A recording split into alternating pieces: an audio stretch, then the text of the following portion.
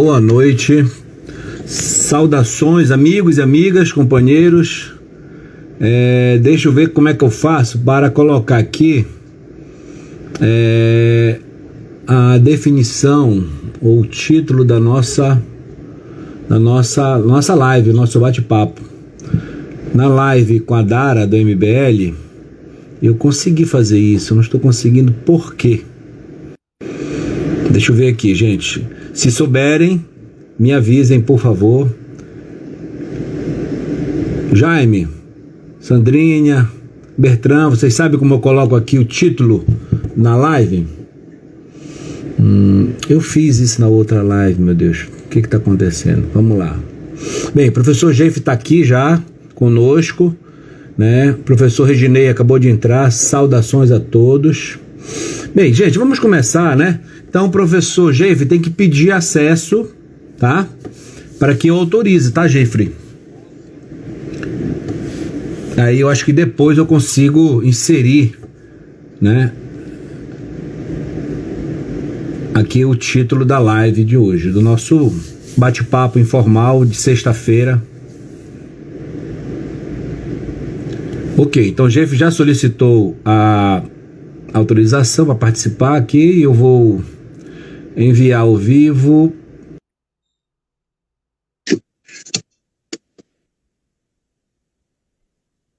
Vamos lá. 5, 4, 3, 2, 1. Ok.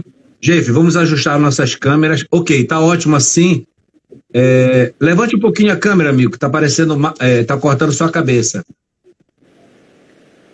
Aí, perfeito. Aí tá ótimo. E a minha? Pessoal, como é que tá a minha imagem aí? Para mim, está legal. Não estou cortado. Meu rosto não está cortado. Jeff, a tua tá ótima nesse ângulo, tá, meu irmão? Professor Ginaldo, saudações, meu amigo. Um abraço a todos. Gratidão por estar aqui conosco nessa sexta-feira. Bem, vamos lá. Sem mais delongas, como diria aquela expressão popular, sem colocar... Está ajeitando o jeito aí. Já? Vamos lá? Sem artifícios para postergar o acesso à entrada dos nossos amigos que vão nos prestigiar aqui, Jeffrey. Boa noite a todos, agora sim, começando, né? Boa noite a todos e a todas, ao Kleber, ao Edinaldo, a Sandra, ao Reginei, ao Bertrand, quem eu estou lembrando aqui, tá? Ao meu amigo e primo, né? O Jaime Neto, beleza? Ao Manuel Ramos, e depois, se eu puder cumprimentá-los, eu farei o cumprimento. Mas vamos lá. Amigos, amigas, nós vivemos aí, né, tempos estranhos, tempos que geram preocupação a todos nós que defendemos o Estado democrático de direito. Tempos em que nós precisamos reafirmar coisas que são óbvias, que se nós raciocinarmos com tranquilidade, nós sequer deveríamos estar discutindo.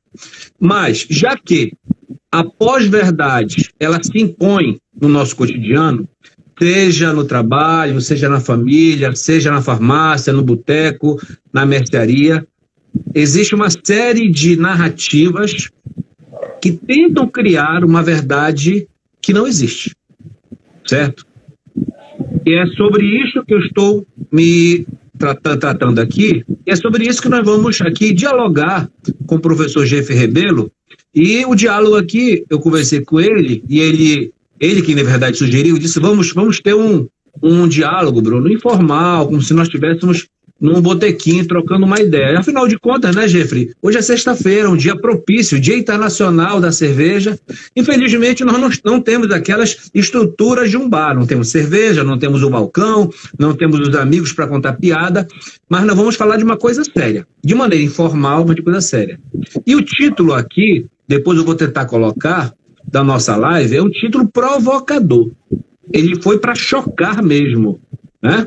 Nós aqui estamos propondo adentrar numa narrativa construída por uma extrema-direita que tenta igualar, tenta tornar equivalente o nazismo e o comunismo, certo?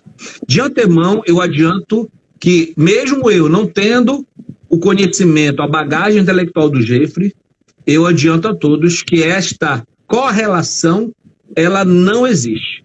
É uma pós-verdade que a extrema-direita tenta construir no mundo todo. Não é só no Brasil, é na Hungria, é na Rússia, é nos Estados Unidos. Em várias partes do planeta, existe grupo de extrema-direita que tentam, em nome de uma pretensa liberdade de expressão, avançar por um campo que sequer deveria ser pensado. Um deles é o campo, né, da defesa do nazismo, ou também poderia dizer nazifascismo. E, portanto, Jeffrey, muito obrigado por você aqui ter aceitado o nosso convite.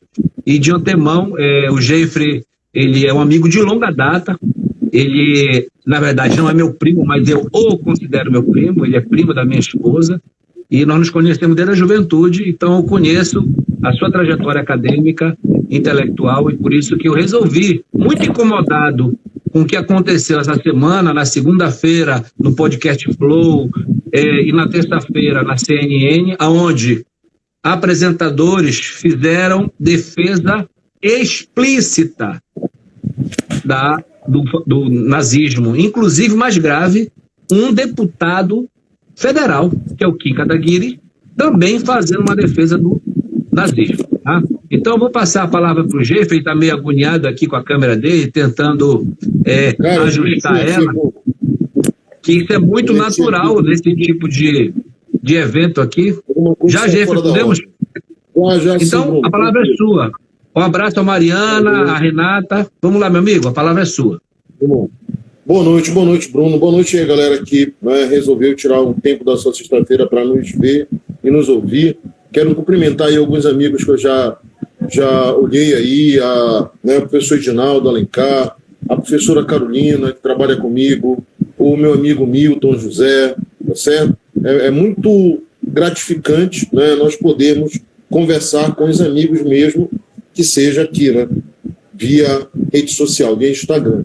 Bruno, eu aceitei, né, logicamente, o teu convite, porque eu considero que esse tema é um tema pertinente. Né?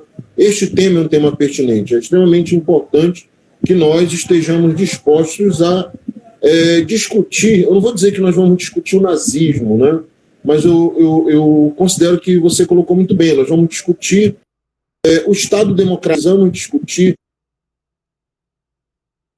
elementos que sejam fundamentais para que nós possamos entender o que é o Estado democrático de direito.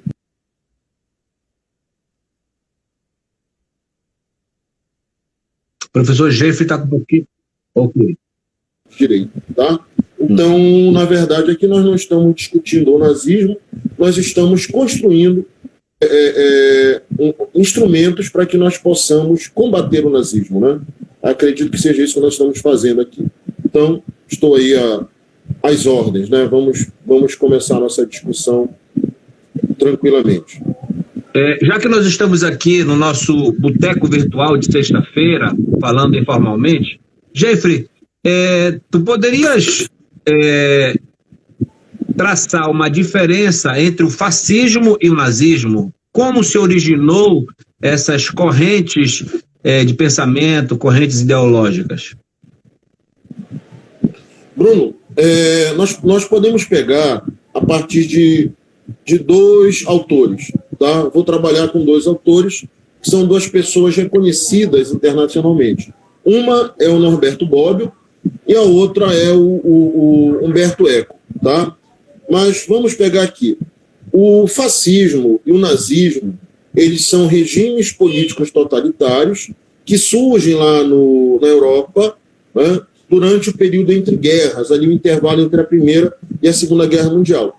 E é muito interessante perceber que esses dois regimes totalitários, eles vão surgir como uma resposta à possibilidade de expansão do socialismo. Né? É interessante ver, por exemplo, a nossa primeira revolução socialista é a Revolução Bolchevique, em 1917, né, que tem como pretensão implementar um regime socialista dentro da Rússia, que era um dos países, digamos assim, mais atrasados, dentro de uma perspectiva marxista, né, mais atrasados lá da Europa. Né? A Rússia era um país feudal ainda, que ainda vivia uma industrialização bastante incipiente, tanto que quando Marx está lá, né, pensando nas possíveis regiões nas quais o comunismo poderia se estabelecer, nas quais a revolução proletária poderia acontecer, ele não pensa a Rússia, né? Ele pensa a Inglaterra, ele pensa a Alemanha, coisas desse tipo. Mas tudo bem, houve a revolução bolchevique na Rússia, fica, de uma certa forma, uma espécie de alarme. A revolução socialista ela pode ser algo, né, real, então nós temos que nos cuidar por aqui. A Europa ela sai arrasada da Primeira Guerra Mundial, países como Itália, Alemanha, né, saem com uma situação extremamente calamitosa, e o fascismo na Itália, porque é a primeira experiência, né, em 1922, ele surge como uma resposta para que você evite o sucesso, digamos assim, de uma propaganda e de um projeto socialista dentro do território italiano. Mais tarde, pouco mais de 10 anos depois, em 1933, você tem a mesma coisa acontecendo lá na Alemanha com o partido do Hitler. Né? Mas como é que eu posso pensar diferenças básicas entre eles? Quando nós trabalhamos com o nazismo e com o fascismo, nós trabalhamos com um conceito, com uma generalização de regimes totalitários de extrema-direita. Tá? Nazismo não é de esquerda, né? É importante nós termos que falar isso. São regimes totalitários de extrema-direita. O que há de diferente entre eles? Nós consideramos que a principal diferença que existe entre nazismo e fascismo seja a questão do antissemitismo na Alemanha. Tá? Embora você tenha racistas dentro do fascismo, dentro da experiência italiana, você não tem nada tão declarado, não é tão oficial como você vê, por exemplo, né, no nazismo, onde você estabelece que um determinado grupo étnico, no caso, por exemplo, mais ilustrativo, os judeus, representaria uma ameaça a um projeto nacional. Tá? O fascismo ele se dá, vamos dizer assim, fundamentalmente no combate às ideologias proletárias, anarquismo, socialismo, comunismo. Né? Isso aí seriam os principais alvos, digamos assim, da violência fascista. Além, claro, de você combater os liberais. Né? Os liberais também são considerados inimigos do regime fascista. Tá? Na Alemanha você vai combater nazismo, você vai combater socialismo, você vai combater comunismo, anarquismo, né? Você combate também ideias liberais, mas você tem essa tônica racista muito presente, muito forte dentro do regime alemão. Acredito que esse seja o principal fator para nós diferenciarmos um do outro. Tá? Poderíamos dizer, então, que o nazismo, né, enquanto proposta de regime totalitário, vamos dizer assim, como ideia de Estado totalitário, ele foi beber na fonte do fascismo. Foi do fascismo que o fascismo foi o embrião de um futuro regime nazista na Alemanha? Talvez o fascismo tenha sido uma das inspirações, né? Eu não posso esquecer também, Bruno, que eu tenho dentro da Alemanha uma tradição antissemita, né, muito forte. Né? Eu tenho uma tradição antissemita na Alemanha que ela vem desde a Idade Média, ela vem desde a formação do Império Carolíngio. Né? E eu tenho também, dentro da Alemanha, como é que eu poderia te falar, talvez uma tradição também um tanto quanto autoritária. Agora, claro que o fascismo ele é uma inspiração para todos os modelos totalitários de extrema-direita que surgirão. Eu gostaria, né, eu comentei ainda agora que nós trabalharemos com 2 autores a princípio, um deles Humberto Eco, o outro o Bobbio. Norberto Bobbio. O Bobbio, ele tem um dicionário de política, Bruno, onde ele vai dizer para nós que o fascismo ele é uma experiência, ele coloca lá, né, no verbete sobre o fascismo, que o fascismo é uma experiência particular da Itália. Quando eu falar de fascismo, eu estaria falando da Itália. O fascismo do Mussolini, do Duce, essas coisas todas. O Humberto Eco, ele escreveu aquele livro muito famoso, né, aquele ensaio muito famoso, que é o Fascismo Eterno. Né? E nesse livro, Bruno, Humberto Eco ele diz que o fascismo não conseguiu ser um regime totalitário. Quando nós falamos de regimes totalitários, nós falamos daqueles regimes em que o Estado assume, né, um controle total sobre a vida de uma nação. Tá? O Estado interfere na economia, o Estado controla a produção intelectual, o Estado controla tudo, né? Ele está em todos os lugares, ele seria um ente onipresente. E Umberto Eco ele diz que isso não acontece na Itália, mas por incompetência dos governantes fascistas italianos do que por uma questão de princípios. Né? Não é que eles não quisessem exercer esse controle, mas eles não conseguiram efetuar esse controle. Então, o Umberto Eco, no caso, ele diz que, para ele, o fascismo italiano não conseguiu se consolidar enquanto um regime totalitário. E aí ele apresenta algumas características do que ele identifica como urfascismo, ou fascismo eterno. E aí tem várias situações. Né? Ele fala, por exemplo, que é a questão de você negar a produção intelectual. O anti-intelectualismo é uma característica do fascismo, desse fascismo eterno. Né? A história de você, por exemplo, defender um militarismo exacerbado, né? Colocar a guerra lá como um valor, isso é uma característica das perspectivas fascistas, né? Dos projetos fascistas. Ele coloca também a questão da criação de um novo léxico. Tá? Os fascistas eles criam um novo léxico, eles criam uma nova linguagem, uma linguagem inclusive mais pobre, né? Uma linguagem mais vulgar.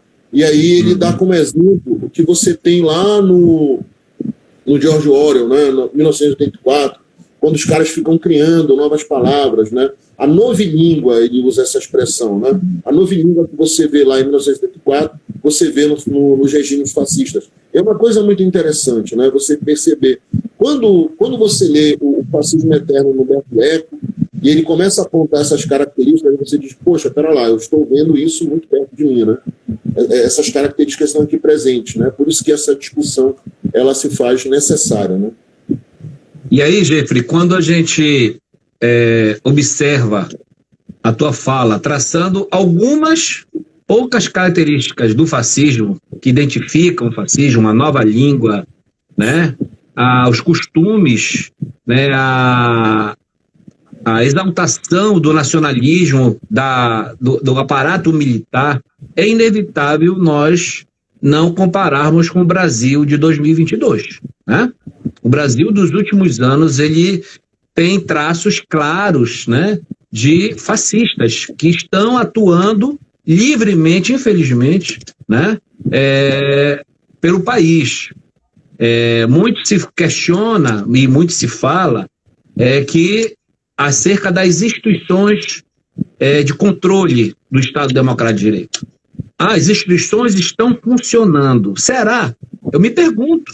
Né? Nós tivemos, há alguns anos atrás, um golpe parlamentar, jurídico, institucional, que afastou uma presidente eleita democraticamente. Criaram um crime para poder afastá-la, para que chegasse ao poder e pudesse ser implementada uma política econômica, a política fiscal de natureza neoliberal. O problema é que aquilo ali foi apenas a ponta do iceberg, porque por detrás dessa cortina toda suja havia o fascismo escondido. E esse fascismo ele conseguiu mostrar claramente a sua face com a eleição do atual presidente da República. Né? Então eu consigo observar isso claramente e quando a gente observa na televisão, nos vídeos, pessoas marchando, fardadas, com determinados símbolos, determinadas palavras de ordem, defendendo determinadas bandeiras, é muito típico, né, de uma sociedade, ou pelo menos daqueles que defendem o fascismo. Eu estou muito preocupado, eu queria te ouvir com relação a isso. E aí depois a gente vai avançar para falar um pouco mais, de fato, sobre o nazismo, né, e tentar discutir se esta narrativa falsa, ela pode ao menos ser cogitada. Nazismo se equivale ao comunismo. E aí eu digo de antemão, Jeffrey, que quando ontem nós começamos a divulgar a live de hoje, esse nosso bate-papo informal aqui, a professora Bárbara Dias, ela me ligou, conversei com ela, e ela ficou muito insatisfeita com o título, né? Ela disse para mim, Bruno, sequer vocês deveriam ter utilizado o título. E eu argumentei com ela, como eu sou uma pessoa muito aberta, eu escutei a crítica dela, deixei ela argumentar, entendi a argumentação dela, ela é uma excelente, né, pesquisadora acadêmica, ela assim, perto de nós juntos, a Bárbara fica a alguns anos-luz em termos de conhecimento, né, sociológico, da ciência política, da filosofia. E eu escutei, eu disse, mas Bárbara, essa narrativa, queiramos ou não, e eu concordo contigo, ela está colocada, né? E até se tem exemplo de pessoas que eu conheço que defendem isso, né? Que o nazismo é igual ao socialismo, e aí nós vamos avançar um pouquinho mais. Mas eu queria ainda falar um pouquinho sobre, né, já que o professor Denis entrou, um pouquinho sobre ainda o fascismo e o que tu observas na sociedade brasileira de 2022. Bruno, eu acredito que o que a gente vive hoje no Brasil, acho que começa muito aqui no Brasil a questão do anti-intelectualismo, né? Você constrói dentro da sociedade brasileira, não só a partir de 2018, não só a partir de 2016, mas você constrói uma exaltação da figura do anti-intelectual, tá? E assim, o Nietzsche, que é, né, equivocadamente associado ao nazismo, ele fala uma coisa muito interessante, que ele fala de pessoas ressentidas, né? Você tem no Brasil um grande ressentimento de algumas pessoas em relação à questão da produção intelectual da esquerda, tá? Você tem um ressentimento de algumas pessoas em relação às universidades públicas, tá? Você tem no Brasil um ressentimento muito grande em relação a alguns avanços que a sociedade brasileira precisava promover, né?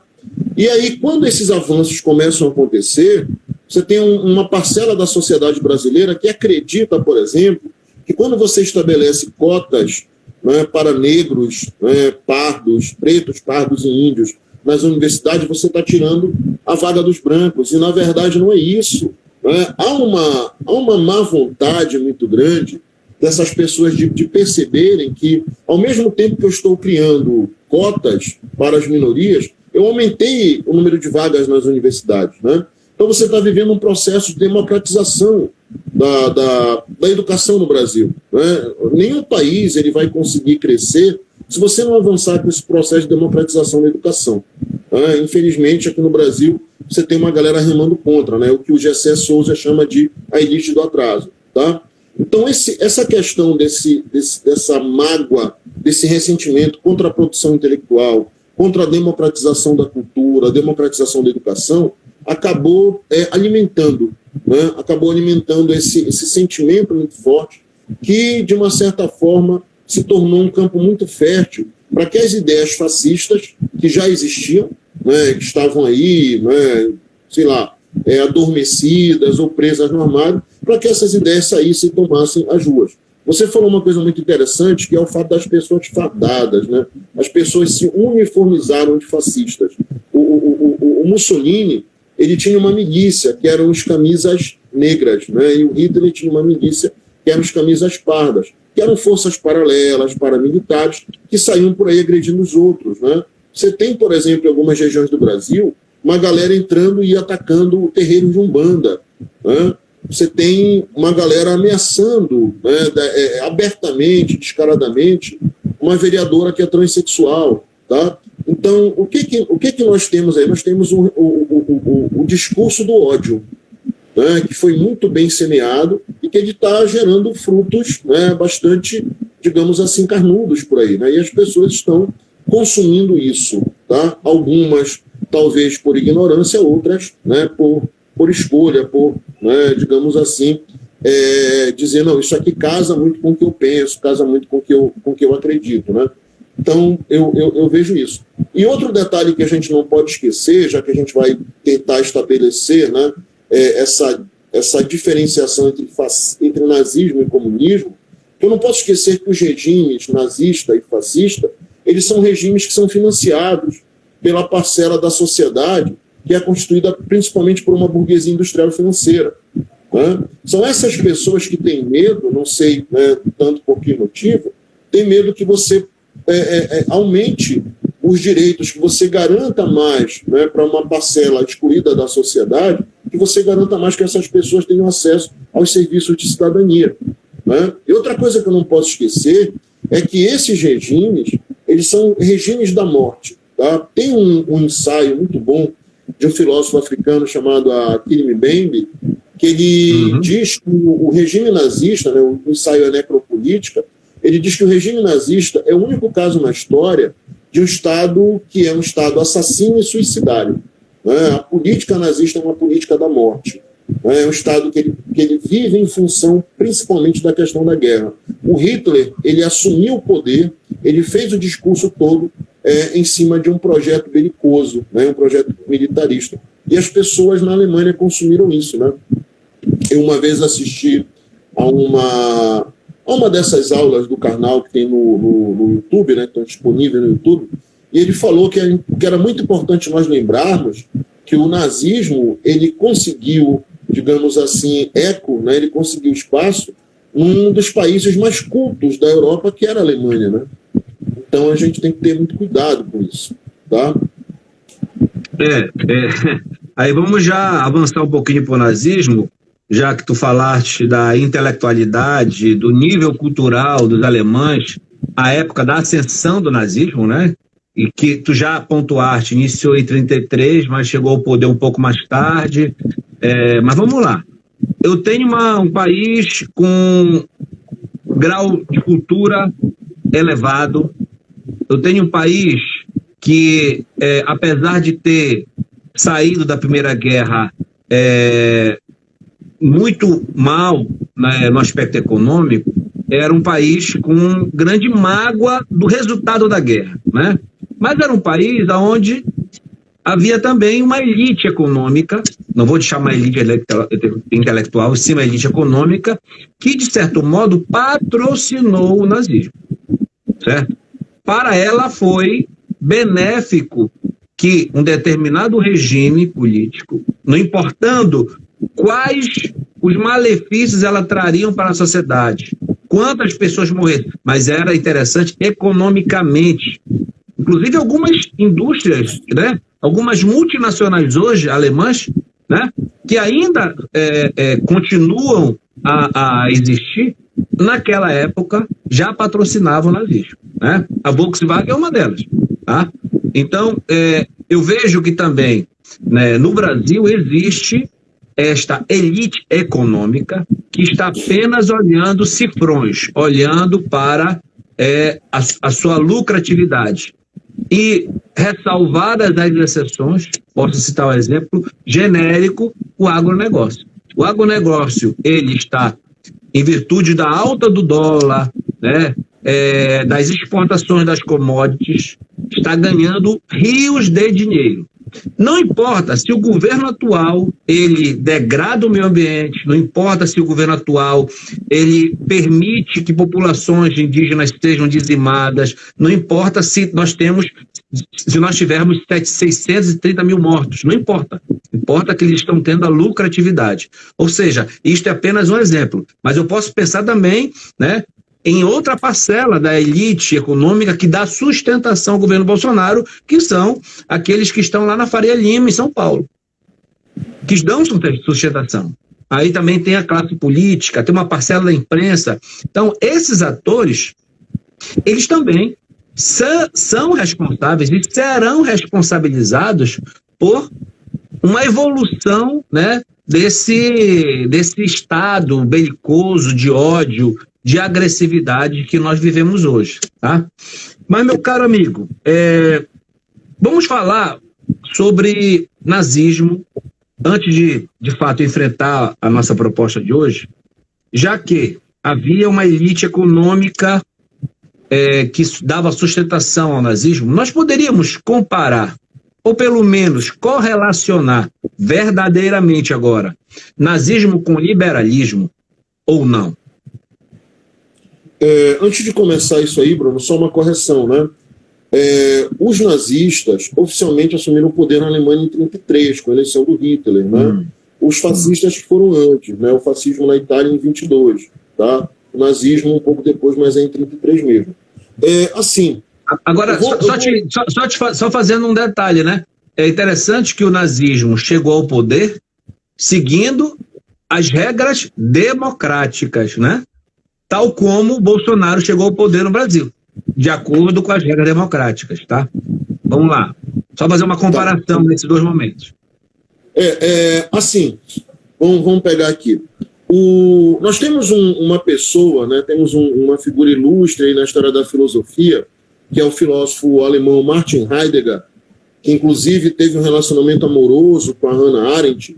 O Martin Heidegger, ele foi um cara que se alistou, né, ele se filiou ao Partido Nazista, né?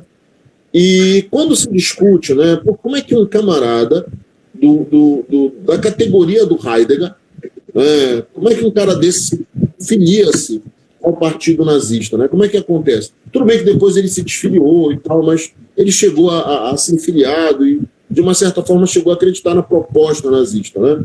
Então, uma das explicações que se dá para essa filiação do Heidegger ao nazismo é justamente o fato de ele não estar, naquele momento, né, nem um pouco agradado com a questão do liberalismo, né? Ele não se agrada do discurso liberal e muito menos agrada-se do discurso socialista, tá? Então o nazismo, ele entrava aí dentro dessa discussão que eu tenho muito medo hoje no Brasil, né?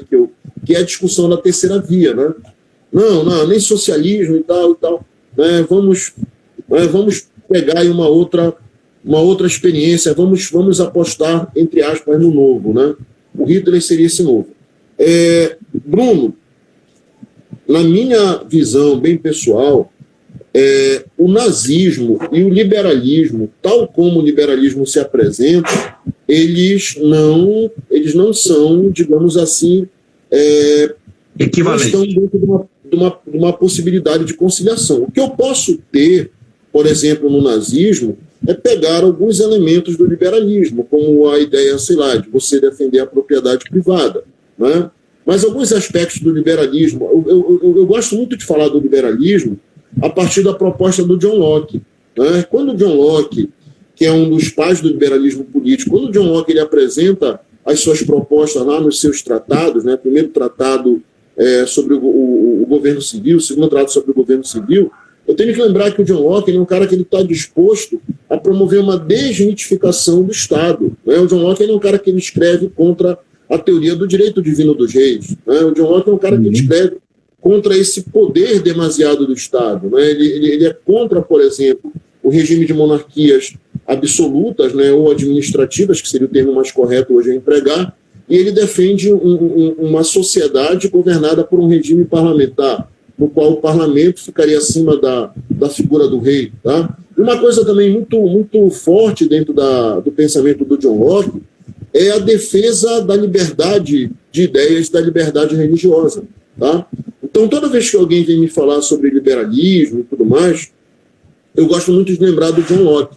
Né? Eu gosto muito, e gosto muito das propostas do John Locke lá no século XVII, que são extremamente revolucionárias para a época. Né? Quando você pega o nazismo, embora o nazismo ele tenha sido um regime político que se coloque a favor de uma burguesia, né, industrial e financeira, e que tenha como finalidade, né, combater as ideias, as doutrinas proletárias, eu particularmente não reconheço, né, não consigo ver com legitimidade identidade, pelo menos não ideológica, entre nazismo e liberalismo. Como eu falei para ti, pode ser que os nazistas tenham, né, se apropriado de um outro discurso dos liberais, né, alguma coisa parecida, mas eu acredito que eles não sejam, né, não convirjam. Tá? Eu vejo mais como separação. Tanto que uma dos discursos do Hitler, né, é justamente atacar as liberdades individuais. Né? Isso é um dos discursos. Tá? E uma coisa também que eu acho que é interessante, Bruno, é pensar em algumas pessoas, né, ligadas, pelo menos ao liberalismo político, que né, seriam alvos do nazismo, como é o caso, por exemplo, da Hannah Arendt. Né? A Hannah Arendt, que não era nem socialista, não era marxista, né? Fez uma crítica muito ferrenha ao nazismo lá no seu nas suas origens do totalitarismo, né? Acho que é importante pensar nisso, tá? Não sei se você discorda comigo, né? Não, eu, na verdade, eu não tenho, assim, bagagem para concordar nem discordar, apenas estou te provocando, né? Mas me chama muita atenção ver, observar, constatar que setores da economia, setores que defendem o neoliberalismo ou o liberalismo, estarem apoiando o atual governo que tem, como eu disse ainda há pouco, traços evidentes, né, de um governo fascista, né, defendendo o nazismo. O próprio presidente, a gente não pode esquecer, né, essa semana, com o podcast, o Flow, né, que estourou, né, a bolha e gerou toda esse estardalhaço, essa comoção, essa revolta, e depois veio, né, aquele comentarista da CNN, nós fomos enxurrados de informação, seja na TV aberta, seja no YouTube, seja nas redes sociais, e a gente começa a observar, né, que os liberais, pelo menos no Brasil, eles tentam fazer essa vinculação. Por isso que eu te provoquei em relação a essa pergunta. O próprio Kim Kataguiri se autodenomina um liberal. Mas, mesmo sendo liberal, ele vai explicitamente defender a legalização do partido nazista.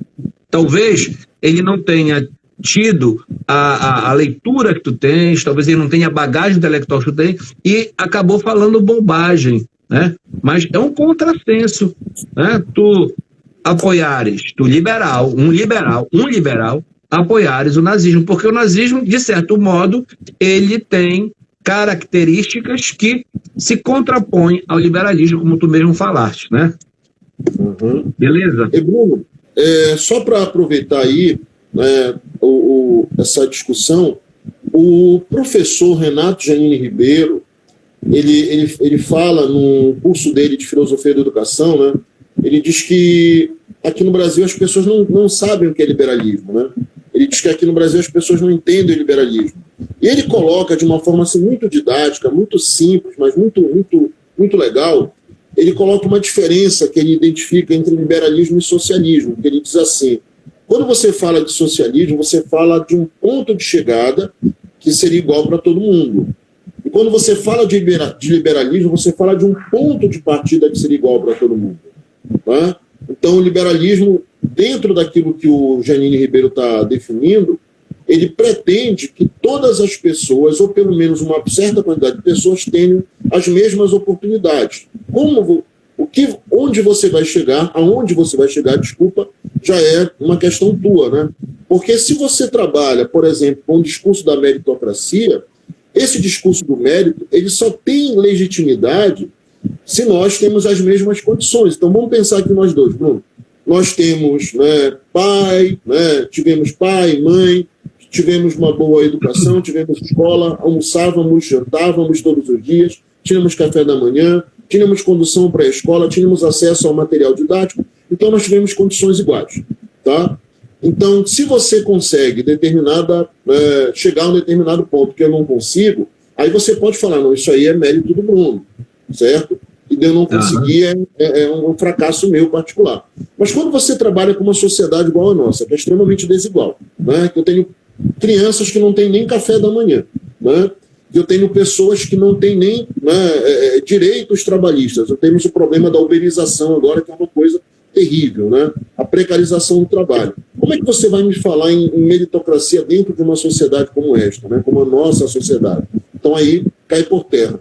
Um outro pensador, né, que inclusive ele bombou nas redes sociais terça, quarta, né, ontem, está bombando ainda, inclusive o professor Mário Sérgio Cortella cita esse camarada, é o Karl Popper, que é um filósofo inglês, né, de origem austríaca e tal, e o Popper, ele trabalha para nós o paradoxo da tolerância, né? O Popper, ele não é um marxista, é importante falar nisso, é uma coisa óbvia, mas é importante, como tu falaste, né, apresentar o óbvio. O Popper é um cara que faz uma crítica muito grande ao marxismo, inclusive, dentro das suas discussões epistemológicas, faz uma crítica a alguns regimes socialistas, né, ao que a gente chama de socialismo real, o Popper diz uma coisa muito interessante. Ele fala assim: você não pode ser tolerante com o intolerante. Né? A partir do momento que os intolerantes, que você respeitou, não, olha, você tem um discurso hoje, não, temos que dar vez ao contraditório. Esses intolerantes que clamam, né, pelo direito de falar, que clamam pela tua tolerância, quando esses caras assumirem o poder, eles acabam com a tolerância. Tá? Então eu não posso ser tolerante, eu não posso respeitar o direito de fala daqueles que, quando estiverem no poder, vão acabar com o nosso direito de fala. Certo? A Lilia Schwartz, ela disse uma vez que ela não tem nada contra os conservadores, né? Que ela considera importante o embate entre conservadores e progressistas, mas ela tem contra os reacionários. Né? E aí eu quero aproveitar, porque a gente estava falando de liberalismo, né? Mas eu acredito...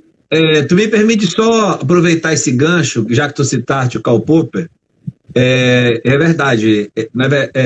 Essa semana nós fomos inundados, né? Soterrados com informações sobre a teoria dele, sobre o ensinamento dele. Eu já tinha lido alguma coisa a respeito, né? Já que o que nós observamos essa semana é apenas, né, um agravamento de um fenômeno social que nós estamos já acompanhando há algum tempo, né? Então, já tinha lido alguma coisa sobre ele, e hoje eu estava no YouTube. Eu gosto muito de um canal, vou fazer aqui um merchan aqui sem ganhar nada, tá? Eu gosto de um canal do YouTube que é o Meteoro, né? Então, lá são dois apresentadores, eles trouxeram um vídeo do Goebbels, um vídeo, né, com legenda, traduzido, onde o Goebbels disse: eles permitiram, eles nos deram direito à liberdade de expressão. Nós, com a liberdade de expressão, chegamos ao poder e nós vamos retirar a liberdade de expressão dele. Eles foram burros. Eles nos deram a liberdade de expressão e agora nós vamos retirar. Entendeu? Então, mais ou menos nessa linha é que não se deve dar espaço aos fascistas, aos nazistas. Como o Karl Popper disse. Se tu tolerares que eles, fundado numa falsa ideia de liberdade de expressão, comecem a promover o ódio, promover a segregação, que já existe de maneira muito radical no país, tu vais ter, no futuro, um agravamento da situação, né? Então, essa liberdade que tu concedes porque tu és um democrata, tu defende a liberdade de expressão, tu não podes conceder ela a um fascista, a um nazista, porque senão, no futuro, tu terás grandes problemas, tá? Agora, Geoffrey, com relação à meritocracia que tu tocaste, né, muito bacana essa diferenciação que o Janine faz, né, e eu me lembrei logo, né, já que o ponto de partida para o liberalismo é uma ideia de que todos estão iguais, e nós sabemos que não estamos iguais, pelo contrário, estamos muito diferentes. A sociedade brasileira era extremamente diferente, desigual, injusta. Então não há como nós defendermos meritocracia. Principalmente, né, se nós analisarmos outros aspectos. Uma sociedade que é desigual, mas ela tem, na sua essência, estruturalmente um racismo. Na sua essência, ela é machista. Então, vamos supor, aquele exemplo que tu colocaste agora, você, eu e uma mulher negra, uma amiga nossa negra, da nossa idade, teve acesso à educação, ela também, tá?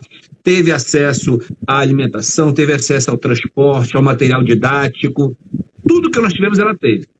Só que para ela tudo é mais difícil, porque primeiro ela é mulher, sociedade machista, e ela é negra, entendeu? Tem outros aspectos, então, que a gente não pode esquecer disso, perfeito? Mas tu querias falar, eu te interrompi, me desculpa. Tá, não, de boa. É assim, nós estávamos comentando, né, das discrepâncias entre nazismo e liberalismo, só que tem um detalhe aí, né, que tu estavas falando, que quando você chega no neoliberalismo, né, essa discrepância já não é tão grande. Tu vais lembrar que o neoliberalismo entra na América Latina via Pinochet, né? O regime do Pinochet é um dos regimes mais cruéis que se estabeleceu aqui na América do Sul durante, né, aquele período das nossas tristes experiências com os regimes ditatoriais, né? Então, assim, eu vou usar uma expressão aqui, o liberalismo...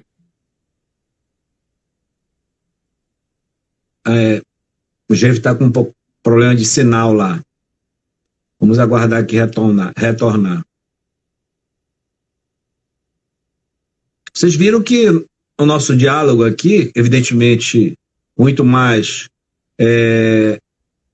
desenvolvido pelo Jeff, pela qualidade teórica que tem, pela bagagem intelectual, está bem leve, né? A gente está tentando não ter um tom acadêmico, apesar do Jeff ter citado, ele caiu, ele vai já entrar, apesar de ele ter citado alguns autores, ele cita, mas ao mesmo tempo correlaciona os ensinamentos, as lições, a teoria construída por esses autores com aquele assunto específico que nós estamos falando, né? Nós devemos ter muito cuidado, né, quando pessoas defendendo uma liberdade de expressão utilizam aquela liberdade de expressão para, em verdade, construir projetos políticos que no futuro tirarão a nossa liberdade de expressão. Tá? Foi isso que aconteceu com o nazismo na Alemanha. Hoje, repito o que eu disse ainda há pouco, quem não estava aqui, o canal Meteoro, sugiro que assistam, eles conseguiram um trecho de um vídeo do ministro da propaganda nazista, o Goebbels, aonde o Goebbels fala claramente, eles permitiram que nós... Vamos lá, Jeffrey, eu estou autorizando, está voltando. Eles permitiram que nós tivéssemos fala, nós expuséssemos as nossas ideias, nós chegamos ao poder e agora nós vamos retirar esse poder deles. Eles foram incompetentes, eles foram burros. Então nós devemos ter cuidado com esse falso discurso de liberdade de expressão. Liberdade de expressão, tu pode defender, eu defendo, tenho certeza que o Jeff defende, mas para quem é democrata, quem defende Estado Democrático de Direito. Quem não é democrata, este não tem direito de voz. E aí tu tens que ser um pouco duro com essa pessoa, se for o caso, tu tens que levantar a tua voz, se for o caso, tu tens que abandonar o debate, porque ele não precisa ter voz. Vamos lá, Jeff. Caiu a internet, retomei. Tá. Não, sim, né? Lembrando aí, Bruno, que quando você é importante, acredito eu, estabelecemos uma diferença também, né, entre liberalismo e neoliberalismo, né? A política neoliberal, ela entra aqui na América Latina via um regime extremamente autoritário, que foi o regime que se estabeleceu lá com o Pinochet no Chile, né? E lembrando também que o Fernando Collor de Mello, que foi o principal responsável pela implementação de práticas neoliberais no Brasil, ele era uma pessoa muito autoritária, né? Foi um presidente muito autoritário, né? Ele abriu a economia brasileira, né, para o capital internacional, abriu mais do que já estava, né? Mas ele era um camarada que ele não aceitava críticas, não dialogava, né? Então, eu acredito que dá para nós fazermos uma diferenciação entre liberalismo e neoliberalismo nesse sentido, né? Eu vejo que o neoliberalismo ele não tem esse compromisso, né, com as práticas democráticas, com a postura democrática. Não existe, pelo menos eu não consigo ver isso, né, como algo assim, como um valor, né, do qual nós não possamos abrir mão. Se eu sou neoliberal, né, a questão da democracia não é para mim um valor tão interessante. Tá? Olha, dá uma olhadinha, depois desse teu raciocínio aí, dá uma olhadinha na pergunta do professor Manuel Ramos, que é um ponto que eu tinha notado aqui. Qual a importância das redes sociais, né, para a difusão do pensamento totalitarista no mundo contemporâneo? Bruno, eu não estou aqui com acesso a essa pergunta, tá? Mas aí a gente pode pensar, Bruno, acredito que é uma coisa que é importante para nós, para que nós não fiquemos satanizando as redes sociais, né? Não dá para satanizar a internet. Porque é importante lembrar que o fascismo ele se estabelece na Itália em 1922, né? Quando não havia internet, quando não havia redes sociais. O nazismo ele se estabelece na Alemanha em 1933, quando não havia redes sociais, né? Quando não havia internet. O Vargas implementa o Estado Novo aqui no Brasil em 1937, quando não havia internet, não havia redes sociais. As redes sociais elas podem contribuir para a difusão das ideias totalitárias? Sim, pode. Mas eu sou talvez um pouco ingênuo, né? Mas sou muito otimista em relação a isso. As redes sociais, né, a internet, ela democratiza o acesso ao debate. Tá? O problema que nós temos dentro do Brasil, né, talvez não só aqui, mas nós moramos aqui, é como é que posso falar? Uma educação. Né? Nós não temos no Brasil uma educação que ela seja eficiente no sentido de preparar o sujeito crítico. Tá? Aqui no Brasil a gente confunde muito crítica com amargura, né? Eu sou muito crítico, eu falo mal de tudo, nada presta. Não, você não é crítico, você é amargurado, né? Eu não me dou o trabalho, por exemplo, de fazer uma análise, você me apresenta uma determinada situação, eu faço uma análise daquilo e a partir daí eu vou identificar o que é que eu concordo, o que é que eu discordo, né? Eu posso discordar de tudo, mas eu tenho que falar para você, olha, eu discordo por isso, por aquilo outro, né? E o que nós temos aqui no Brasil são algumas pessoas que elas não têm também uma coisa que é importante, que é a honestidade intelectual, né? Nós tivemos aí um camarada que ele fez sucesso nas redes sociais, né, com meias verdades, né, com bravatas, né, com falas assim que não refletem a realidade, né? Então nós precisamos de uma educação mais consistente, né, de um projeto de educação de fato democrático, que permita que as pessoas tenham acesso a determinadas informações e elas possam, né, ter uma formação que lhes permita usar essas informações. Né? Nós vivemos um período de uma enxurrada de informações, mas com uma formação muito deficitária, né, muito debilitada. Então, acredito que esse seja um problema central. Né? E aí é importante que nós que somos professores, nós que, né, estamos ligados a essa atividade, né, da educação, que nós briguemos por uma educação de qualidade. Né? Isso é fundamental. E eu acredito que essa educação de qualidade passa por nós, Bruno. Né? O professor Jeff teve novamente um probleminha aqui com o sinal dele, mas eu quero aqui externar a minha opinião em relação às redes sociais. O Jeff, ele acertadamente diz que lá o regime fascista, em 22, chegou ao poder sem internet, sem redes sociais. O nazismo, sem redes sociais, chegou ao poder. Né? Vargas também, com a ditadura do Estado Novo, também chegou. Porém, eles tinham outros meios de comunicação que souberam utilizar eficientemente, né, em favor da busca pela tomada do poder, e conseguiram. Não haviam redes sociais, mas eles tinham, com certeza, jornais impressos, tinham outros meios de comunicação que foram muito bem utilizados por ele, eu tenho certeza. Para mim, no atual momento, né, de uma sociedade líquida, aqui buscando um pouquinho do ensinamento do Bauman, as redes sociais, elas geram uma facilidade, né, potencializa, como o próprio professor Manuel Ramos coloca, potencializa a capacidade de discussão de ideias. O problema é que, quando essas redes sociais, em um país onde a educação, onde o nível intelectual dos seus habitantes é baixo, essas redes sociais acabam por serem utilizadas de maneira ruim, né? De maneiras aonde impede, ou as pessoas que a utilizam não têm condições, o Jeff está voltando, não tem condições de dialogar, debater com conteúdo, com substância. E aí, como não tem esse conteúdo para debater nas redes sociais, o que eles fazem? Eles se comunicam por meio de mensagens criadas por terceiro, compartilhadas por ele, e nesse momento, muitas inverdades são criadas, muitas narrativas falsas são criadas. Né? Exemplos, a Terra é plana, né? A Terra é plana, kit gay, tudo são inverdades, mas que essas pessoas, como elas vivem num país onde a educação, além de não ser muito valorizada, é uma educação de baixa qualidade, elas não têm o que o professor Jeff colocou, não tem um senso crítico para filtrar quais aquelas informações são verdadeiras e quais são falsas. E como elas não conseguem filtrar, criticar, fazer a crítica, e a crítica não é dizer isso presta, isso não presta. É dizer, bem, vou analisar todo tipo de informação e dizer, isso aqui é verdade, isso aqui não é verdade. Isso aqui é um absurdo, isso aqui não, isso pode ser verdade.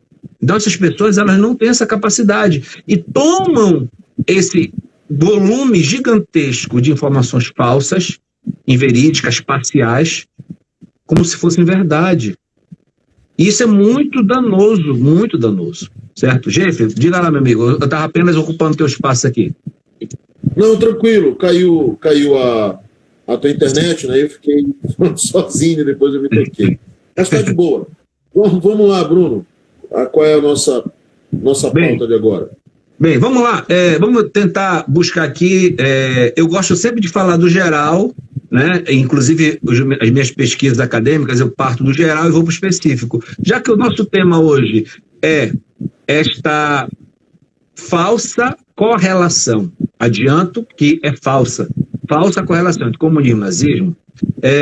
E o que suscitou a live, esse bate-papo informal com o chefe hoje, foi esses dois eventos marcantes que aconteceram, né, o podcast na segunda-feira, onde um deputado federal e um apresentador defenderam abertamente, explicitamente, a legalização de partidos nazistas, e depois teve um outro evento onde o apresentador fez uma saudação nazista. Eu queria te ouvir, Jeffrey, no seguinte sentido. Queria primeiro te ouvir o que tu achaste, o que te chamou a atenção nessa semana. Como eu disse ainda há pouco, isto não aconteceu agora, não surgiu agora, é um processo que nós estamos acompanhando. Mas qual foi a impressão? Né? Tal como aquela famosa pergunta, aonde tu estavas no dia e na hora que as torres gêmeas caíram, foram atacadas? Muitos de nós, da nossa geração, lembra, né? Muitos de nós lembramos. Onde tu estavas e qual foi a tua impressão quando tu tivestes acesso, né? Ele está com dificuldade, talvez ele nem esteja me ouvindo, mas vamos lá. Qual foi a impressão que tu tiveste quando tu ouviste, né, pelo menos trechos?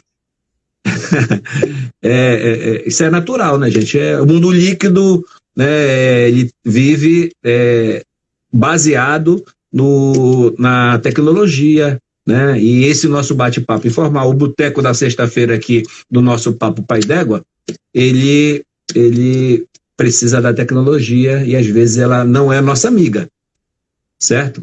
Lembrando o meu amigo Elcio Alaudi, foi meu professor lá em Introdução ao Estudo de Direito, lá na Federal, e ele tinha uma brincadeira que dizia mais ou menos assim, né? Quando alguma expressão, algum objeto que ele queria perguntar para a gente se nós conhecíamos, ele disse, esse objeto aqui é amigo ou é nosso inimigo? Então a internet aqui neste momento está sendo nossa inimiga, porque tem volta e meia caído e o Jeff não tem conseguido entrar, está com dificuldade até mesmo de entrar, tá?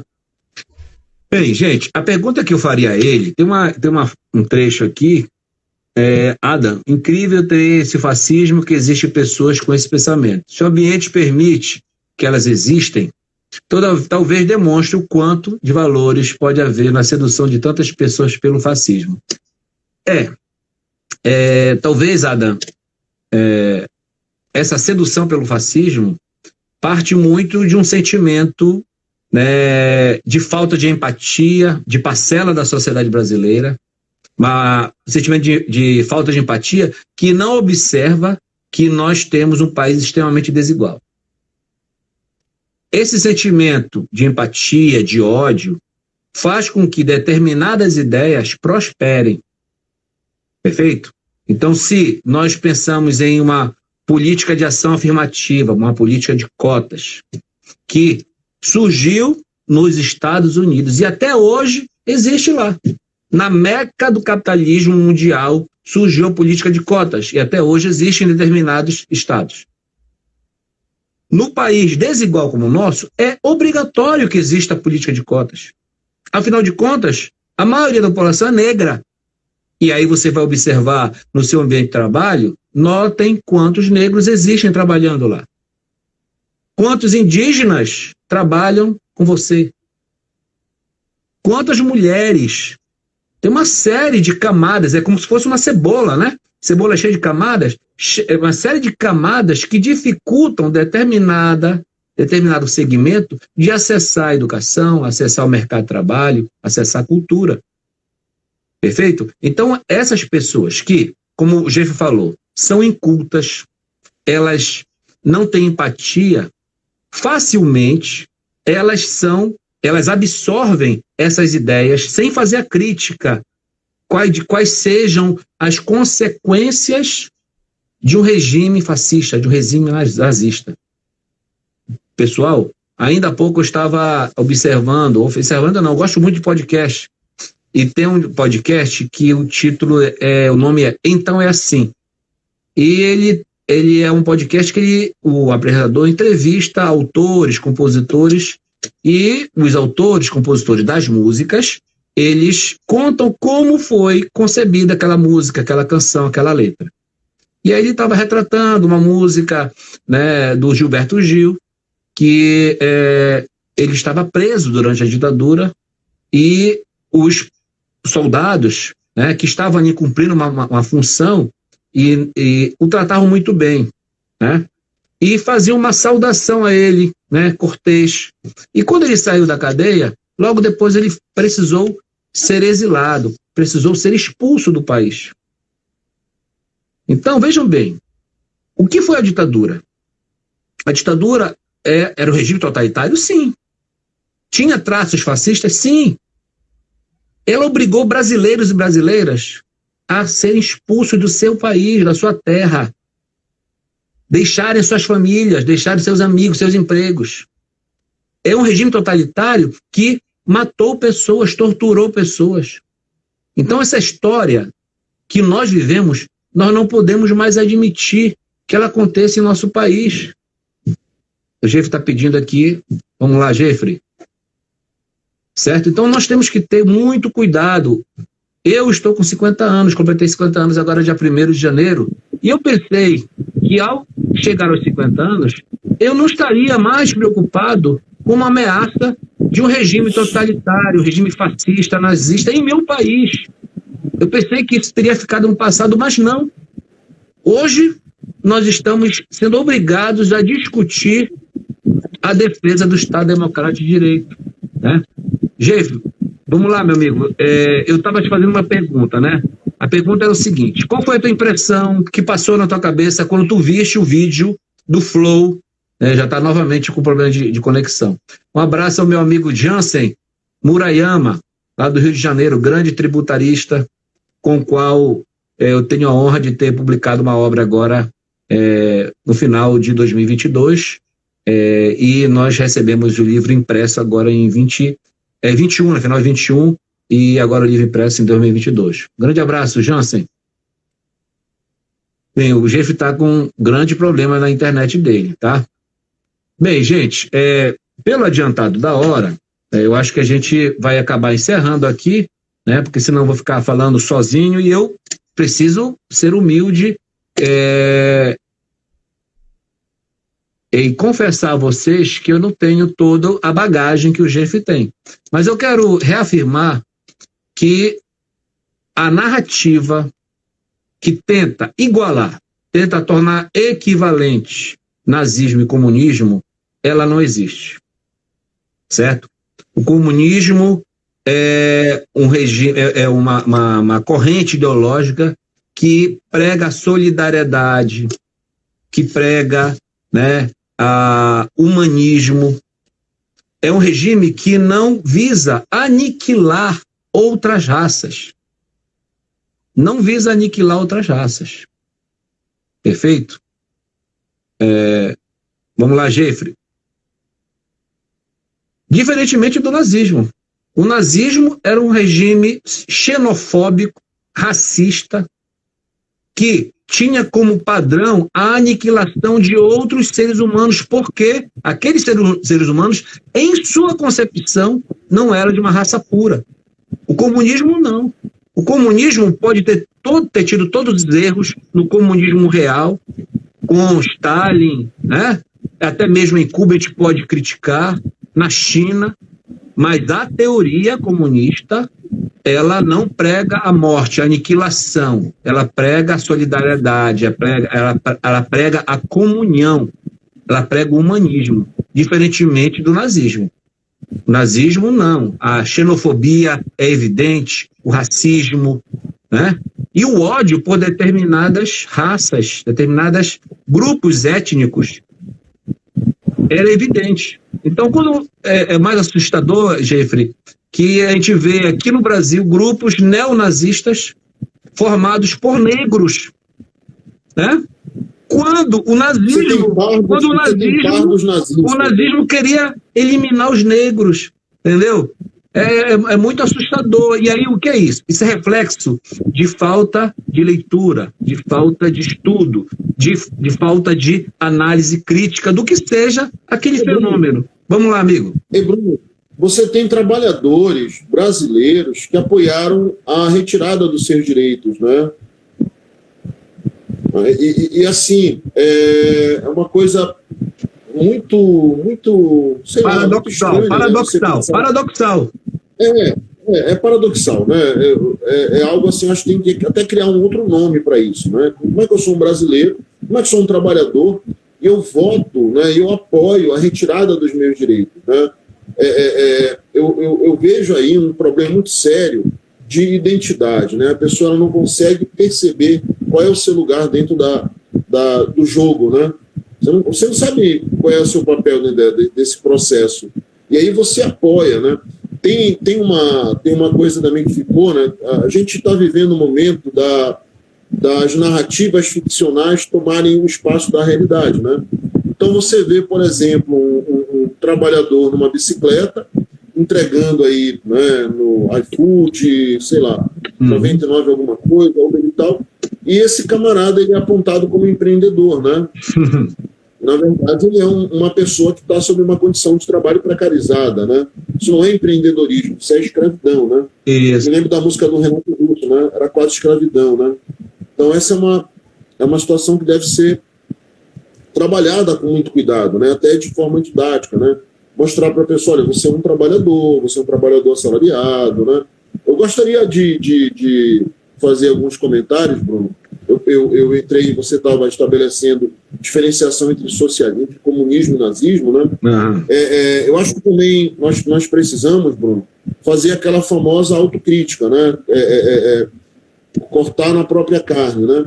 Então, nós temos um problema muito sério dentro da história do socialismo real, que é o stalinismo, né? A Hannah Arendt, quando ela escreve lá sobre as origens do totalitarismo, ela identifica, né, que o regime stalinista ele foi tão cruel quanto o regime nazista na Alemanha, né? Então, agora, mas o que o Stalin faz? O Stalin é um camarada que ele promove uma deturpação do projeto socialista, né? O que você tem, mesmo antes da morte do Stalin, é uma burocratização do regime socialista que se estabelece na Rússia em 17. Né? O Stalin é um cara que se aproxima dos burocratas do Partido Comunista e ele é um camarada que ele governa para essa burocracia. Tá? Se a gente pegar, por exemplo, a condição de trabalho de um trabalhador soviético durante o regime stalinista, não é das melhores, né? Então as pessoas pegam o Stalin e adotam o Stalin como se ele fosse o modelo comunista preconizado, pensado pelo Marx, né? E é importante nós lembrarmos também que nós precisamos fazer contextualizações, né? Quando você fala de comunismo hoje, quando você fala de socialismo hoje, né, que eu acho que é algo mais presente da nossa realidade, numa tentativa de talvez, né, implementação de um projeto socialista em determinados lugares, como aqui no Brasil, é importante nós lembrarmos que quando você fala de socialismo, você está falando de distribuição de riquezas, né, para uma maior parte da sociedade. Acredito eu que o cerne do discurso socialista comunista é você combater a concentração de renda nas mãos de uma pequena quantidade de pessoas. O Bruno, que é economista, né, deve estar muito mais por dentro disso. Você tem uma pequena parcela da sociedade brasileira que ela concentra em suas mãos a maior parte da renda, né? Então, eu não acredito, né, que as pessoas elas não se elas não se comovam ao ver gente na fila do osso, pô. Né? Será que isso não te comove? Será que isso não te causa assim, um mal-estar muito grande? Né? Você vê pessoas brigando, né, para comer osso, certo? E aí você vai dizer o que? Não, aquela pessoa está comendo osso porque ela não se esforçou bastante. Né? Isso é uma coisa terrível. Né? O discurso, digamos assim, né, economicista de algumas pessoas é um discurso terrível. Né? Jeffrey, você trabalha tudo. Oi, Bruno. Essa narrativa que tenta igualar nazismo ao comunismo é pautada em números de mortes. O que iguala para esses liberais, liberais, mas também, né, de extrema direita, tentam igualar nazismo e comunismo, eles têm uma argumentação muito frágil e que diz, bem, se os nazistas mataram 6 milhões de judeus, mas Stalin matou tantos outros milhões. Volto a dizer, e o Jeffrey acabou por arrematar de maneira mais brilhante. O Stalin e aquele regime não é o comunismo. Eles se apropriaram e deturparam a concepção da teoria marxista. A teoria marxista, ela busca a solidariedade, ela busca socializar, dividir. Inclusive, Jeffrey, é um termo que eu utilizo no meu dia a dia. Quando eu vou dividir algo, eu digo, vamos socializar isso aqui? Por que socializar? Porque eu vou dividir.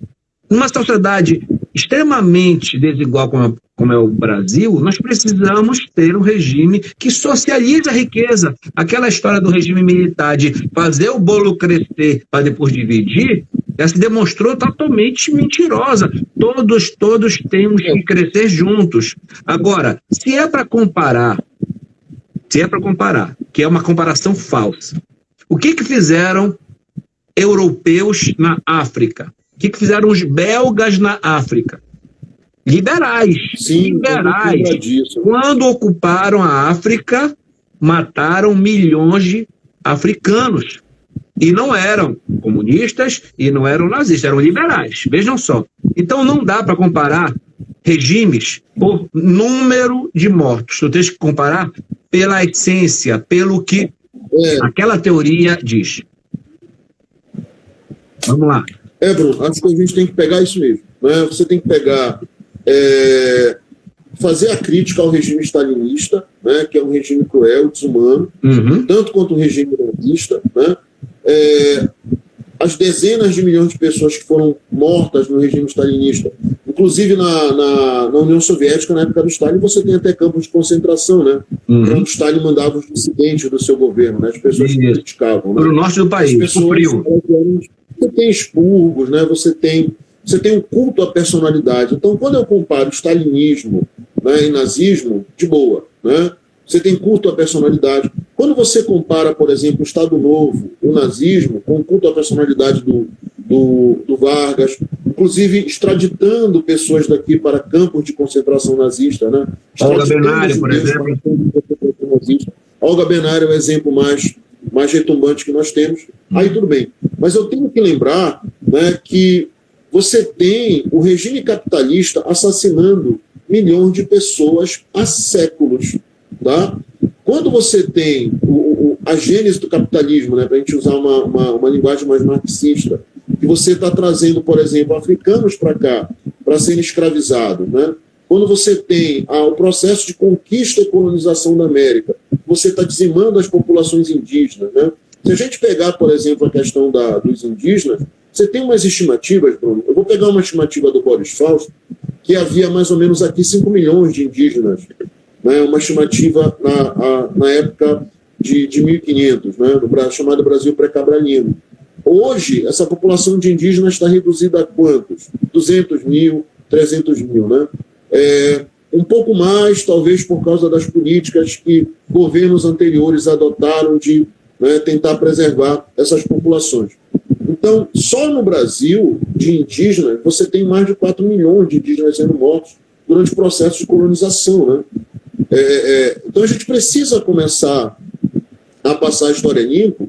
E eu vou fazer uma crítica ao Stalin, claro que eu vou fazer uma crítica ao Stalin, como você falou. Eu vou fazer uma crítica ao Fidel. Né? Uma coisa é a Revolução Cubana em 59, né, o que ela representa enquanto luta contra a ditadura do Fulgêncio Batista, né, enquanto luta contra os desmandos que os Estados Unidos promoviam lá em Cuba. Você tem um filme que é O Poderoso Chefão 2 que mostra, né, como a máfia se estabelecia ali na ilha de Cuba. Tá?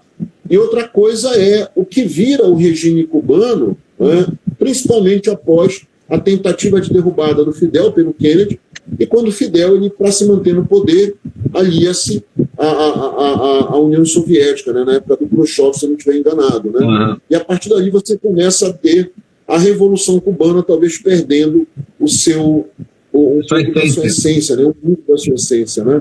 Inclusive, é bom lembrar que o Fidel ele não era um socialista, né?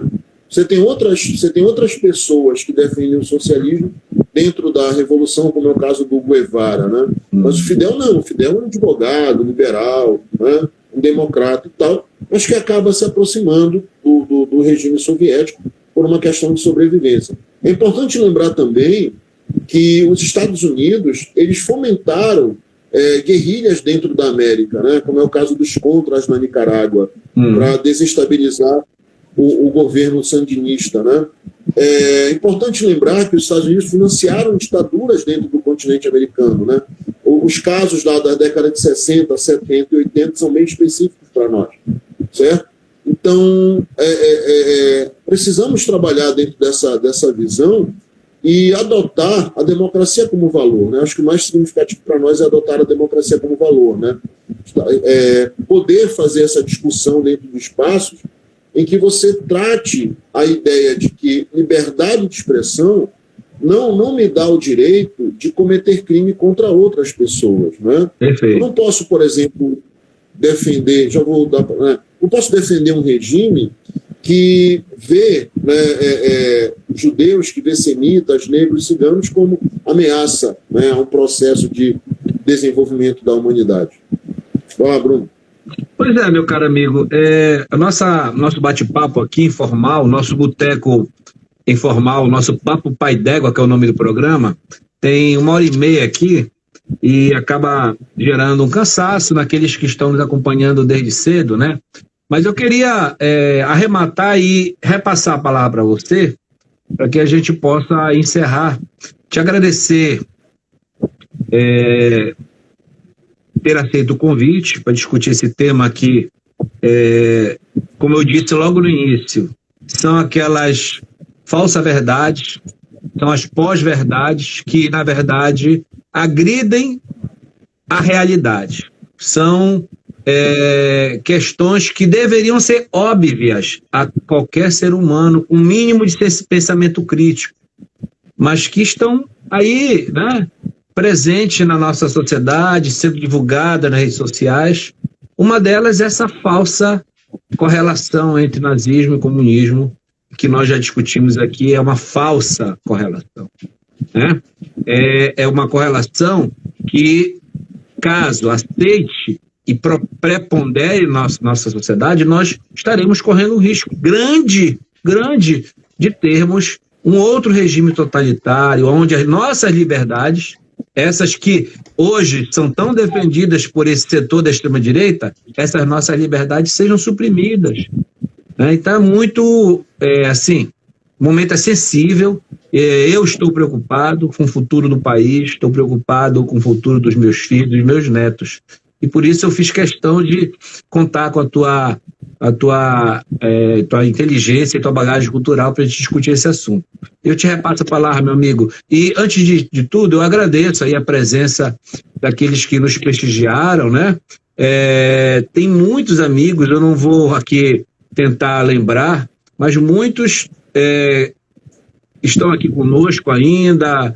O Rodrigo Martins coloca democracia, que o socialismo em todas as suas aplicações aboliram a mesma, mas não vejo ela ser dominada. O Rodrigo, ele pelo contrário, pelo que eu vejo, ele tem uma vertente ideológica que destoa um pouquinho da nossa fala aqui, né? Ele acha que o socialismo ele é contra a democracia. Eu te adianto, meu caro Rodrigo, que tu estás equivocado. Foram regimes que deturparam a doutrina socialista, a doutrina marxista, e aí que tu estás levando isso como modelo. Esse não é o modelo. Esse é o socialismo real, que a teoria chama de socialismo real, mas que, na verdade, é um socialismo deturpado, né? Que nós poderíamos até, em vez de chamar de socialismo, poderíamos chamar de stalinismo ou de um outro apelido, mas não de socialismo, tá, meu irmão? Geifre, a palavra é sua, meu caro amigo. Tá, Bruno, eu quero agradecer aí o convite, né, pela oportunidade da gente conversar. A pandemia, né, nos afastou bastante, então a gente quase não tem tido a oportunidade de dialogar de forma mais, assim, prolongada. E agradecer as pessoas, né, que estão aqui nos ouvindo até uma hora dessas. Eu também me preocupo muito, Bruno, me preocupo com o futuro do Brasil, né, me preocupo porque eu tenho um filho, né, e mesmo que eu não tivesse, existem outras pessoas que têm filhos, né? Mas, assim, eu me preocupo com o futuro da democracia, né? Defendo que nós devemos, né, nos agarrar a ela com unhas e dentes, e também, né, eu acredito que a gente tem que começar. A Hannah Arendt, ela lançou uma proposta, né, no final do século passado, quer dizer, na segunda metade do século passado, que é de resgatar a dignidade da política, né? Resgatar a dignidade da política não significa idealizar a política, né? A Hannah Arendt, ela trabalha com uma ideia de que, a política ela propõe a convivência do diferente, né? Os diferentes têm que conviver na política. Você tem um discurso que é um discurso autoritário, né, que é aquele discurso de que, não, o meu partido é o Brasil, né, esse é um discurso autoritário, né?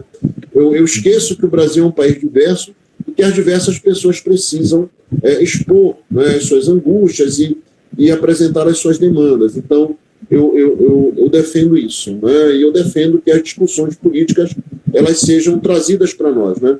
Uma coisa que eu gosto de comentar quando eu trabalho quando eu dou aula de história, de Grécia principalmente, é que os gregos antigos eles foram muito inovadores quando eles transformaram a política em um assunto de interesse público, né? Tirar a política do monopólio de um pequeno grupo, né, de um monarca divinizado, ou de alguns nobres, ou de alguns sacerdotes, e você transformar a política num assunto mundano, foi uma das maiores contribuições dos gregos para a sociedade ocidental, né? Isso permite que nós estejamos aqui, né, agora, nesse momento, discutindo, debatendo, né? Inclusive, permite que pessoas que pensam completamente diferente de nós também possam expor as suas ideias aí, né? Expor as suas angústias aí, as suas críticas a nós, tá? Um abraço aí a todo mundo, né? Obrigado. Pois é bacana, né? O Rodrigo fez um comentário aqui se opondo ao que nós estamos discutindo, né? Se nós estivéssemos em um outro regime totalitário, né? E se esse totalitarismo fosse de uma ideologia, de uma vertente ideológica diferente dele, ele sequer poderia estar falando. Então, hoje ele tem liberdade para se contrapor ao que nós entendemos que é o correto, né? Aqui ninguém é dono da verdade, mas nós temos uma concepção que pode ser alterada, né, Jeff? Ninguém é dono da verdade e as verdades, às vezes, elas não são imutáveis. Tem um livro, como eu sou tributarista, tem um livro do Roque Carrasa que tem, salvo engano, 37 edições. Então, lá pela 10ª edição, ele assume que determinado ponto de vista dele em relação a uma determinada questão estava equivocado. E olha que o Roque Carrasa é um gigante no direito, né? Então, ele assumir aquilo demonstra o quê? Humildade intelectual. Então, nós temos que ter essa humildade, né?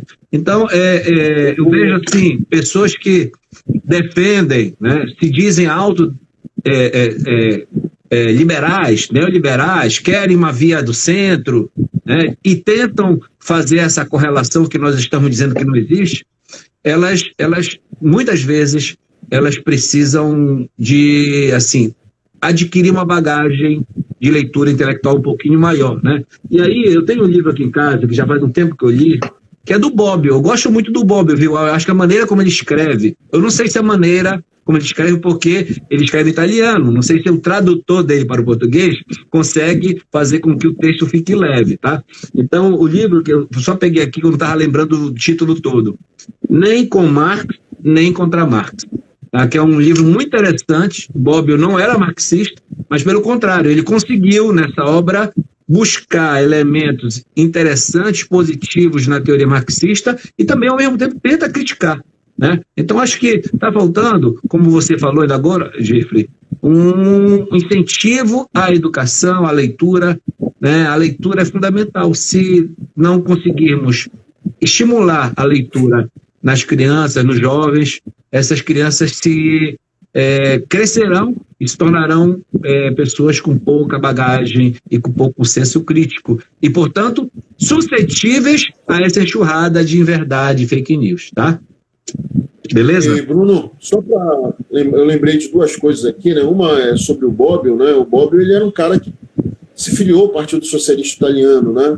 Mas como ele era um intelectual muito independente, né? Então ele fazia críticas ao próprio Partido Socialista, né? Uhum. E, assim, eu li, né, que ele era um cara que os socialistas também se sentiam meio desconfortáveis com as críticas dele, né? Ele criticava a direita e ele criticava também a esquerda italiana, né? É um cara muito legal. Tem um livro dele, Bruno, que eu gosto muito, que é Esquerda e Direita, né? Que ele diz assim, que você tem aqui a direita e a esquerda, né, digamos assim, que não são nem a extrema esquerda nem a extrema direita, e você tem a extrema esquerda e a extrema direita. E para o Bobbio, a extrema esquerda e a extrema direita, elas têm mais em comum do que uma esquerda e uma direita, digamos assim, moderadas, né? Então, para o Bobbio, a extrema esquerda, ela tem muito mais em comum com a extrema direita do que com a esquerda moderada, e a extrema-direita tem muito mais em comum com a extrema-esquerda do que com a direita moderada, né? Daí talvez você possa trazer isso para aquela analogia que a gente faz entre o Hitler e o Stalin, né? Talvez sirva para isso. Então ele se contrapunha aos extremos, né? Aos extremos. Isso. E para ele, Bruno, o que diferencia a esquerda e a direita é que ele diz assim, para mim, a esquerda ela trabalha fundamentalmente naquilo que faz com que os homens sejam iguais, né? Para ele, o grande projeto da esquerda é apostar dentro da igualdade dos homens, né? Das pessoas, tá? Então, a esquerda ela estaria muito mais preocupada com aquilo que nos iguala, enquanto que a direita estaria muito mais preocupada com aquilo que nos diferencia. É uma definição interessante que ele faz, né? Porque a gente sempre trabalha com uma diferenciação que se estabelece lá na época da Revolução Francesa, onde você tem pessoas com propostas mais conservadoras, sentadas do lado direito da Assembleia, e pessoas com propostas mais progressistas, sentadas do lado esquerdo, né? A Revolução Francesa, como diz o Robespierre, ela nos deu o nosso vocabulário político, né? E o Bobbio, ele vai um pouco além disso, né? O Bobbio é um intelectual muito inconformado, né? Muito inquieto. E tu falaste do tributarista, né? Eu me lembrei do Platão, né? Platão escreve um diálogo que a gente considera que é um diálogo da maturidade, que é a República, né? E a República é uma crítica à democracia. É um diálogo sobre a justiça e é uma crítica à democracia, né? Platão está muito ressentido com a condenação do Sócrates à morte e tal. E o Sócrates foi condenado à morte durante a democracia ateniense, né? Era um período de decadência da democracia, mas era um regime democrático ainda. Então, quando Platão propõe, por exemplo, um governo de filósofos, de sábios, é porque ele não quer a massa participando das decisões políticas, tá? Então, a República é um diálogo de crítica à democracia. Mais tarde, muito mais tarde, você tem um Platão velho que vai escrever um outro diálogo que é as leis. E em as leis, você tem um Platão fazendo uma espécie de... Ele faz as pazes com a democracia, né? Numa outra cidade idealizada por ele, que se chama Magnólia, ele propõe um governo que seria uma mistura de monarquia com democracia, né? Que já permitiria uma participação maior das pessoas dentro do processo político. E é uma coisa muito interessante, né? Você pensar um Platão aos 80 anos, né, revendo as suas convicções, né? Acho que é isso que a gente precisa fazer também, né? Caminhar no sentido de nos permitir fazer as nossas autoavaliações, as nossas autocríticas, que elas são fundamentais também, né? Bacana, então, Geoffrey. É isso. Eu vou novamente agradecer aqueles que estiveram aqui no nosso Papo Pai d'Égua, que é o nome do programa, tá? E